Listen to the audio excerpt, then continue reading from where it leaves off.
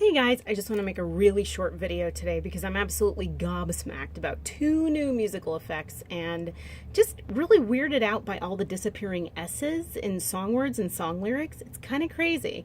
So Moneybag73 just did a video pertaining to Men at Work's Down Under. I'm sure most of you guys have heard, but I'm going to play it again. Buying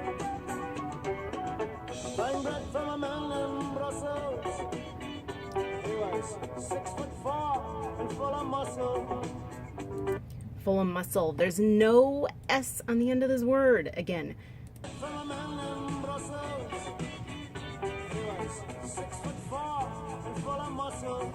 And that's the funny thing, because if you look at the lyric video, it puts the S on it, but the S isn't there. It's just like the whole Sally Fields versus Fields thing, and her speech, "You like me, you really, really like me," and it says it in the caption, but then that's not what she says in the actual video. So there's definitely a disconnect here. Of course, it's kind of funny because I'm looking at this. I mean, and it doesn't even rhyme. That's the thing. Brussels and muscles rhymes. That's the whole point in song making, is to rhyme your lyrics, particularly if the words sound almost exactly the same. Of course, what I'm waiting for is for him to be buying, this is going to be in a third reality, is for him to be buying bread from a man in Brussels, 6'4" and full of muscles. See, he just eaten a really good seafood dinner. That's my point. So just be waiting for that. And they're going to pronounce it like muscles to M-U-S-S-E-L-S. Just you wait. They're going to pronounce it like that. And you'll be able to tell. So I was just thinking of that too. But then, you know, just disappearing S's in these other songs. Like Life Matrix had this whole thing about the Doors lyrics, Roadhouse. Keep your eyes on the road and your hand upon the wheel. That just doesn't even make any sense. If it's plural, if your eyes are plural, then your hand should be on the wheel. Maybe one-eyed symbolism would be in keeping with keep your eye on the road and your hands upon the wheel. But no, they're going the reverse. Although I feel better about the whole one-eyed symbolism thing because at least with the Monopoly guy and the Pringles guy and their monocles, that's disappearing. So we've got something with that. You know, maybe that's a counterbalance or something, but it's just so weird. So then there's that. And then the other one, of course, Moneybags73 did the video about bridge over troubled water versus troubled waters, and that actually, he found a lot of reality residue regarding troubled waters. Like a lot of people would sing the Simon and Garfunkel song, like a bridge over troubled waters. See, I'm singing it like Old Man River. I got the Old Man River cadence. But they would sing it plural, waters. And in my reality, it was always water. My mom had, I think, all the Simon and Garfunkel albums. But it's just weird because it doesn't matter. I mean, there are no right and wrong answers to the Mandela effect. You can say with an S, with not an S. It's just how different people remember it. But we know that there are two realities, obviously, now as far as that goes. And then, just this morning... Oh, and another thing I want to mention too is what's weird is the whole Prince thing. Let's Go Crazy. Oh my gosh. So the Let's Go Crazy lyrics. That was weird to me too, because I think I'm from a reality where we didn't even have the lyrics that everybody talks about. Because I do not remember any lyrics that anybody's quoting. Let's see. So, dearly beloved, we are gathered here today to get through this thing called life. Now, a lot of people are saying it was celebrate this thing called life, although that seems like too many syllables to me. Of course, he was talking, he wasn't singing.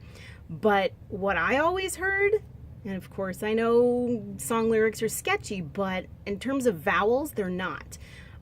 Vowels and even S's are really noticeable. So what I always heard as a kid was to dig through this thing called life, which I know it makes absolutely no sense, and neither do I half the time, but that's always what I heard. But this is to get through this thing called life. Sounds more familiar than celebrate this thing called life.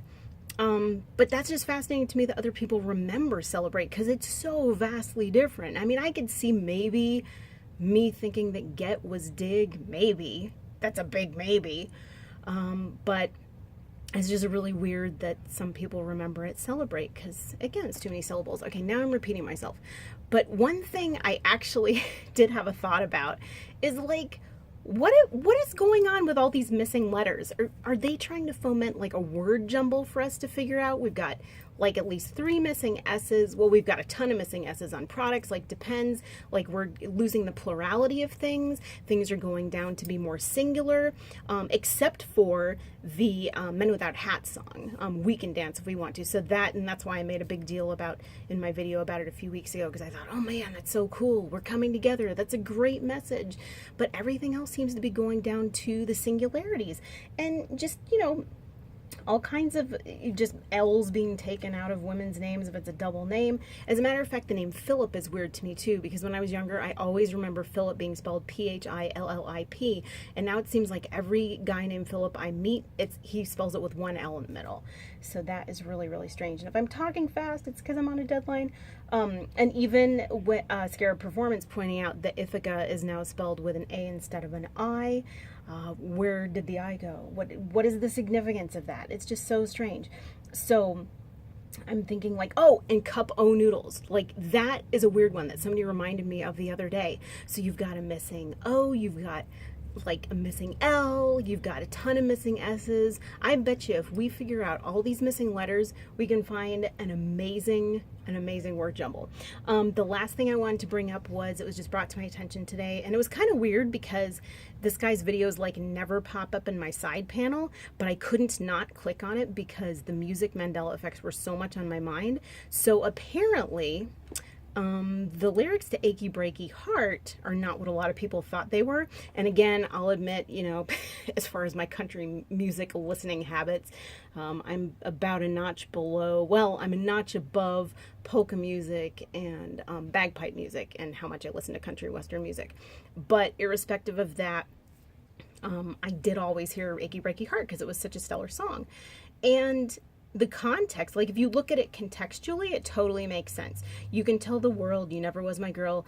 You can burn my clothes up when I'm gone. You can tell your friends just what a fool I've been and laugh and joke about me on the phone. You can tell my arms to go back to the farm. You can tell my feet to hit the floor. Or you can tell my lips to tell my fingertips they won't be reaching out for you no more. But don't tell my heart, my achy breaky heart. I just don't think, okay, now I don't remember how it goes. But anyway, so contextually, to not tell his achy breaky heart makes so much more sense if I read these lyrics, but a lot of people still remember it as don't break my heart, my achy breaky heart. And if somebody asked me to sing it, that's exactly how I would have sung it too. Again, notch above bagpipe music and polka music is how much I listen to country western. Of course, this is a more poppy song, but Evan Powers did address this in his latest video, and so I've got to give him credit for that find, and he did show these snippets of these songs, so yes, but I have to credit him because he was the one who found this.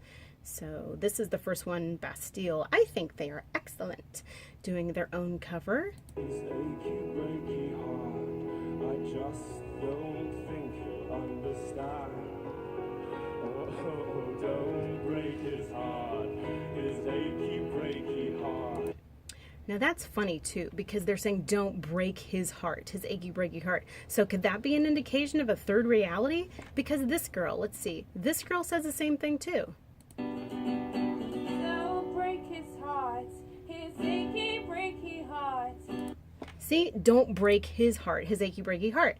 And he's saying, but don't tell my heart, my achy breaky heart. So he's talking about it in the first person, and they're talking about it in the, no wait, they're talking about it in the third, no, my God, I can't get my grammatical terms correct.